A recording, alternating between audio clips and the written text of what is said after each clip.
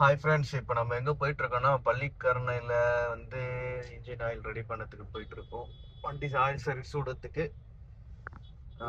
இப்போ அங்கே போயிட்டு என்ன ஏதுன்னு பார்த்துட்டு வண்டி ஆயில் சர்வீஸ்லாம் பண்ணிவிட்டு முடிஞ்சா இன்றைக்கே வண்டி ஓட்டுற மாதிரி, இல்லைன்னா நாளைக்கு உட்காந்து ரெஸ்ட் எடுத்துட்டு நாளைக்கு உட்காந்து பார்த்துட்டு நாளைக்கு உட்காந்து ஓட்டலாமான்னு இன்னைக்கு ரெஸ்ட் எடுத்துட்டு. ஸோ இப்போ வந்து பார்த்தீங்கன்னா ரொம்ப நல்லா தான் போகுது. குழப்பம் மேனேஜ் பண்ணணும், புள்ளையும் பார்க்கணும், எல்லாம் செட்டு பார்த்துட்டு எல்லாம் பண்ணிட்டு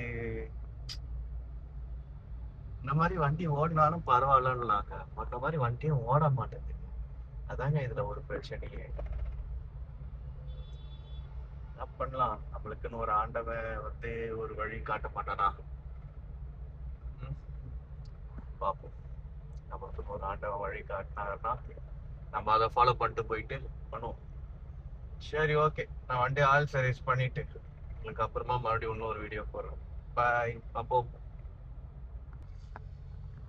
இப்போ நம்மளுக்கு பிடிச்சவங்க நம்ம பக்கத்துல இல்ல, ஆனா அவங்க தூரத்துல இருக்காங்க. என்னோட குழந்தை பிறந்த 1 மாசம் தான் கையில இருந்தான். ரொம்ப கஷ்டமா தான் இருக்கு. ஆனா ஒரு சேஃபான இடத்துல இருக்கான்னு சொல்லிட்டு மனசை கொஞ்சம் ஆறுதல் பண்ணியிருக்கேன்.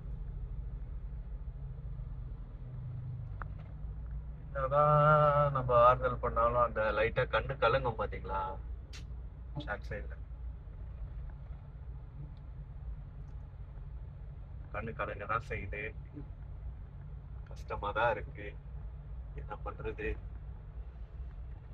பொழப்பும் ஒழுங்கா ஓட மாட்டேங்குது. நம்ம நினைச்ச மாதிரி பொழப்பும் நல்லா ஓடினா தானே கரெக்டா இருக்கும். அதுவும் ஓட மாட்டேங்குது. ஒன்றும் புரியல. நம்மளுக்கு என்னடா இது, இப்படி ஒரு கஷ்ட காலமா இருக்கும். புரியல. இருந்தாலும் அட்ஜஸ்ட் பண்ணிட்டு இதெல்லாம் தாண்டி லைஃப்ல ஜெயிச்சுட்டு பண்ணணும். இன்னும் டியூ வந்து 2 வருஷம் டியூ இருக்கு. ஆல்மோஸ்ட் 1 வருஷத்துக்கு 2 மாசம் அந்த டியூ இருக்கு. அது கட்டி முடிக்கணும். டியூ காரணம் கொஞ்சம் கேப்பாக தான் செய்வானுங்க. நம்மளால கரெக்டாக ப்ராப்பராக கட்ட முடியல. எல்லாம் நம்மலாம் வந்து தெரிஞ்சுக்கிட்டு பண்ணிட்டு எல்லாம் புரிஞ்சுக்கிட்டு தான் இருக்கோம்.